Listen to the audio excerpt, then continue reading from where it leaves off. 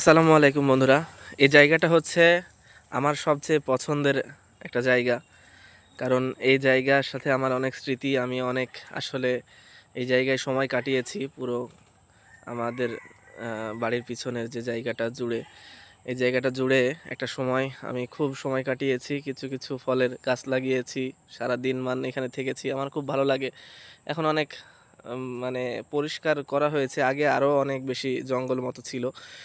তো এই যে এই আম গাছটা লাগানো হয়েছে, এখানে একটা মাত্র আম ধরেছে, আম আছে। আমি আবারও বাড়িতে এসেছি, আপনারা বুঝতেই পারছেন।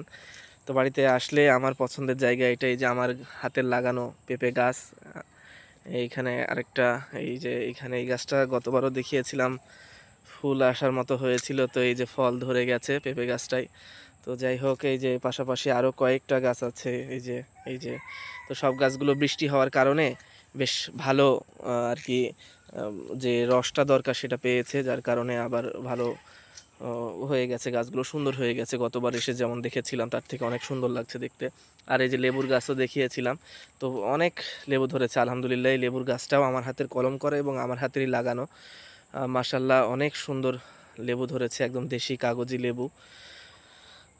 তো আর এই যে এই আম গাছটাতেও, এই লেবু গাছটাতেও বেশ ভালো লেবু আছে।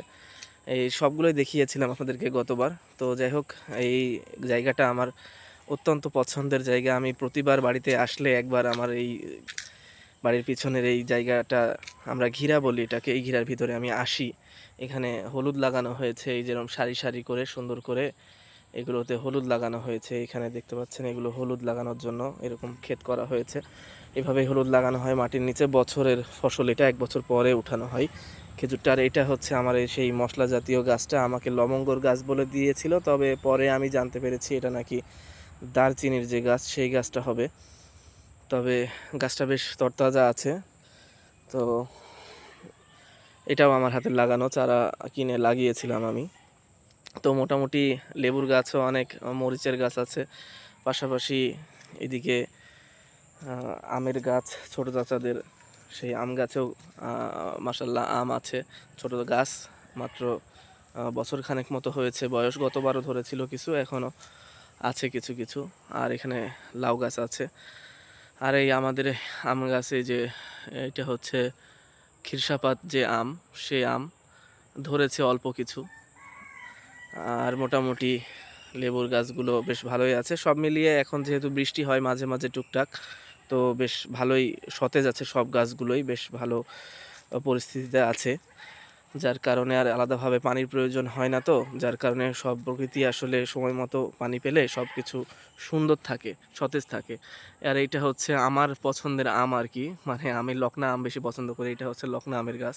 তো বেশ ভালোই ধরেছে, ভিডিওতে দেখা যাচ্ছে। তো লকনা আম আমার অল্প মিষ্টি আর গন্ধটা অনেক সুন্দর, এই জন্য আমার ভালো লাগে আর কি।